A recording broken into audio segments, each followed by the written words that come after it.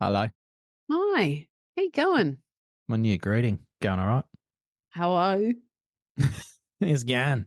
How's it going? That's for bin chicken. I was thinking the other day, Jeez. You okay? I'm not really sure. I used to really hate facial hair, Okay. but then it grew on me. G'day, I'm Waz. And I'm Nick, sometimes Coxie, mostly Nick. This is the Tradies in Business podcast, and we're here to share a bunch of tips, ideas, tactics that you can put in place to get change happening in your trade business right now. If you're really lucky, we're going to entertain you with a few mum jokes and, more importantly, a bunch of fantastic guests that will educate you in all things you need to know about trade business. But we do promise to do it with a whole bunch of fun along the way. I'm a self-confessed idiot, so strap yourself in and enjoy another episode. Oh my gosh. And extra funny because I'm a girl, but I am a middle-aged woman and I've got a few spots here and there I need to be mindful of. How's the mo, bro? I don't have a mo, but that's only because it's waxed every 6 weeks. Oh dear, I'm staying away from that now. Hello, listeners. Welcome back to another episode, Tradies in Business. That is very indicative of how hard it is to find a funny joke. Yes, and it's also indicative of our level of professionalism here at the Tradies in Business podcast. I get sent some really, really good ones, but they are never podcast appropriate. A new box full of them on Instagram from a bunch of our listeners who send me through some really funny jokes, but they're just not quite appropriate for our podcast. This is episode 666. Ooh. And I'm going to leave that one alone too. Now, Coxie, because your joke was so amazing, I've completely forgotten about what we were going to discuss in today's episode. Today we're talking about growing, specifically. Oh, growing, like growing a mo or growing a business.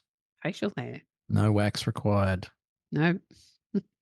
Although I think some of the people we talked to wish they had some wax. For their business? Yes.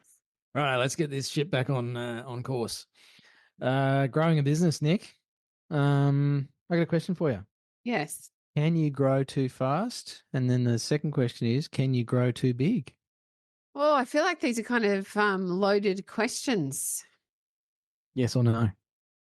Yes. Ooh, I'm a no. Well, I want to caveat my yes. I'd like to put a caveat on it. I think it, no, I'm not going to yet. You tell me why you're a no, and then I'll come in and if I can draw a comparison. Okay, listeners, you might have said this. You might have heard it from somebody else. You might have heard it chucked around as the reason why somebody went out of business and went back on wages, or why they went broke, or why they don't employ more staff is they don't want to grow too big, or they don't want to grow too fast, or they grew too quickly. The reason I say no, you can't, is because that's not the problem. The speed of growth or the size of your business is not the problem. I think it's misrepresenting what's actually going on. That's why I'm a no. We agree. What is it? And I reckon that was going to be your caveat. Am I right? Yes. My caveat was quite simply that some businesses are not structured for growth. Doesn't mean that you can necessarily, that businesses are too big or they've grown too fast. It's that the foundations weren't dug correctly. Oh, so they threw up the frame and chucked the cladding on, and went the roof and everything, but they hadn't actually let the footing set. They were building a beach shanty, not a business. So it's, you grow too fast for the systems and structure you have in place. If you're not sure what systems and structure you need, go back to the previous episode. The joke was even funnier in that one. Or you grew too big. Too big for the systems and structure you had in place, or for the your own headspace as a business owner, perhaps. Too big for your britches. I think it also needs to be noted that we've allowed whatever has happened. And so you're talking about two different things in different contexts. The business grew too big. Well, you allowed it. And you're talking about the business like it's its own entity, but you're taking responsibility for it like it's your entity or part of you. And so I think it's really important to understand that there needs to be the foundations in place for growth for anything. And generally, that's what we do here is we get your foundations right so you can decide what to do from there. So another common thing we hear is, I don't want to grow too big. We hear that all the time. Or I don't necessarily want to grow my business to this stage. I just want my foundations right and I want to make a reasonable profit for how hard I work. And I think that we're all singing from the same hymn book here. They're all the same things that we're saying. And so I think it's got to come back to, well, what is it that you are prepared to do? Continue to run the business out of your head, or are you ready to get it down so that somebody else can help you with it? And that can be hard and challenging and confronting. And like we spoke about in the last episode, requires a head shift to be able to do so. And yet it can be done if that's what you want. One of the other common issues that I see, Nick, when we talk to trade business owners is not clear on what their own personal goals are. Mm. And so, sure, you can grow too big, but it's too big for what? Mm-hmm.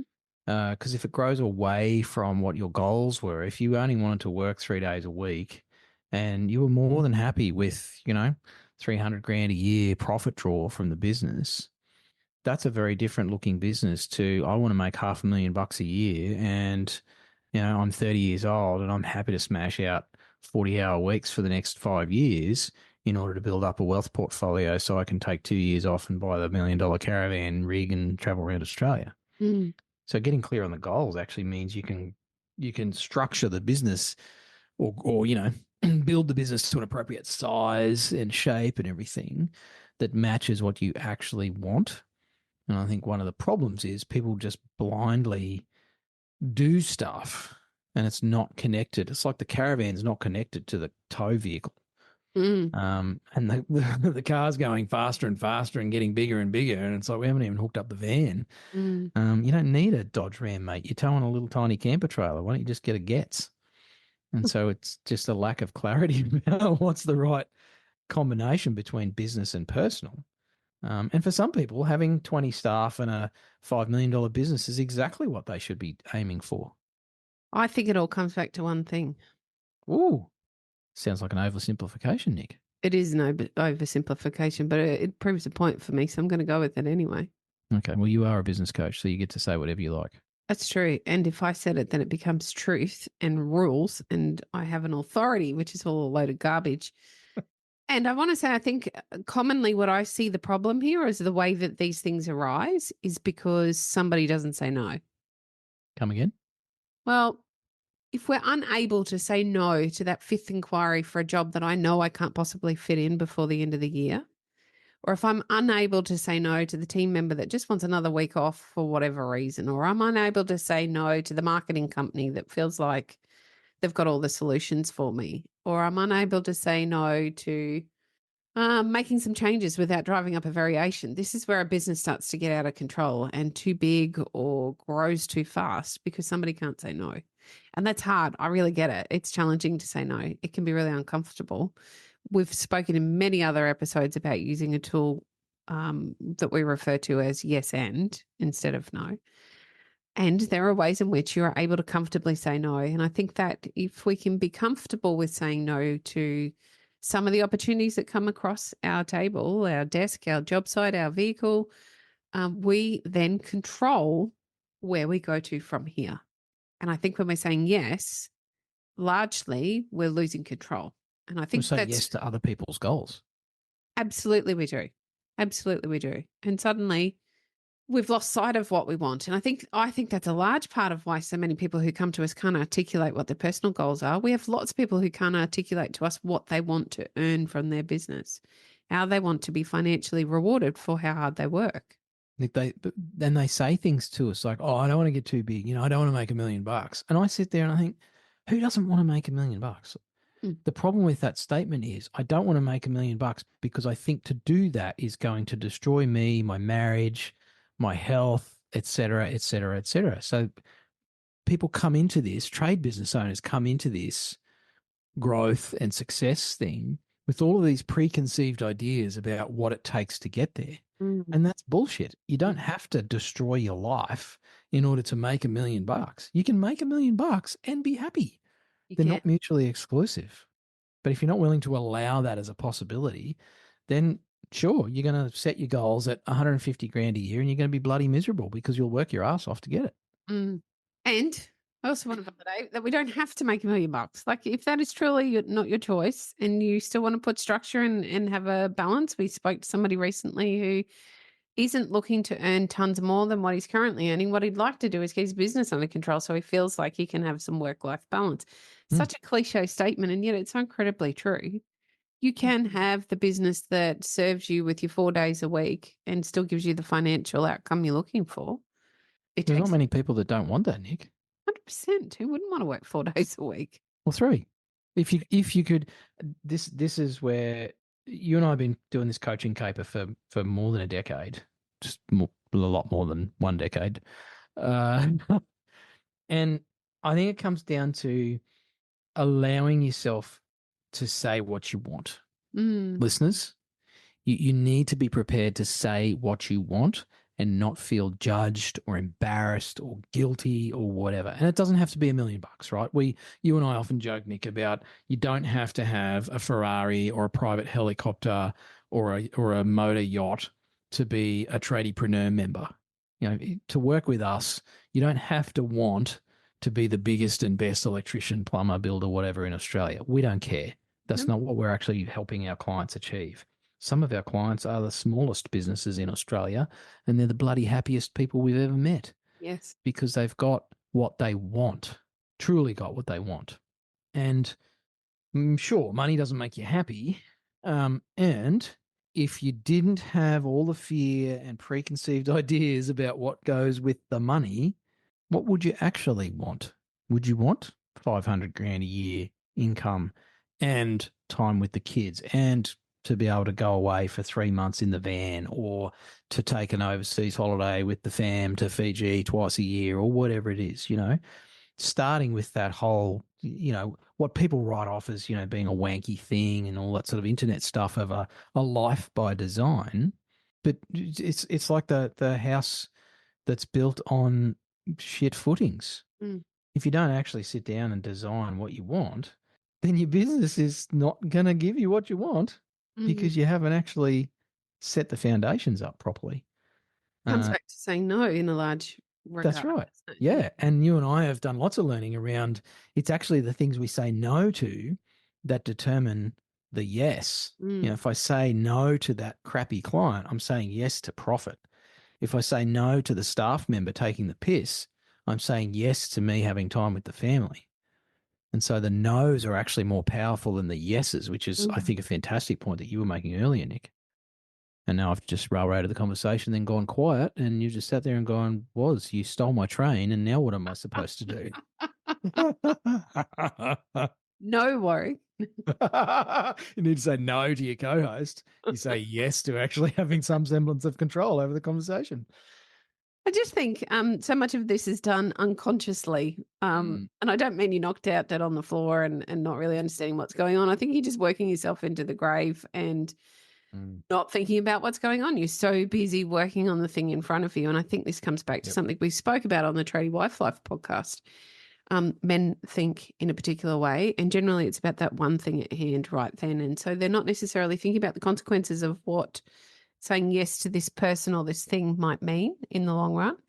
And before we know it, we're in a position where everything feels out of control and we're overwhelmed and we don't know how to fix what we've created, essentially, or the train runs off the tracks and somehow there is no fix anymore. And what do I do now? And I think it's really sad because I have not yet met a tradie who wasn't working their butt off for something other than themselves. You're not going to work every day to generally make yourselves rich or to, most of you aren't even happy doing your trade anymore. Most of you are feeling pretty crappy about what it is that you do. And you're out there because you feel that that's the solution for your family, or it's the way to get ahead, or it's the way to get where you think you might want to go. But you lose sight of all of the important reasons you're actually doing it for, or you don't have time to think about them. And so I think that that's where listening to this podcast can really start to help drive that change for you. We pull on some of these threads on purpose because we know there's a large part of you that are feeling this way. How do we know that? Because we talk to lots of you. Lots of you reach out and book a 15-minute brainstorm session where we help you get a bit of clarity. We help you with some understanding about what it could be like. We show you there's a different way. Whether you want to take that path or not doesn't really matter to us. For us, it's very much about giving you the experience to see that there's another way that you can do things. And so that's where we get a lot of this feedback from, to know what threads to pull on so that we can, well, I think most importantly, first and foremost, help you understand that you're not alone. Mm. There's a lot of other people out there that are listening to this podcast feeling the exact same way you do. Mm. Secondly, to tell you there's a whole community of them. And we work with them and we call them affectionately our tradiepreneurs that are all working towards finding a balance, learning how to say no, getting clear on what their goals and desired outcomes are, and they're working towards them. And they do it happily. They have a lot of fun. They work together. They collaborate. It's a great space. And if that's something that you'd like to understand or learn more about, or if you'd just like some help with your direction and getting clear on where to from here, we'd love you to reach out. You can do so via the website. Just head to the tradiesandbusiness.com.au website, go to Work With Us page, and there's a nice little spiel there on what we can do to help you. But most importantly, just book the appointment. It's 15 minutes. It's free. There's no obligation. Absolutely no obligation. As Warwick said on an episode recently, more people don't work with us than people who do. And that's okay. It's just about you taking a step. Thanks for listening.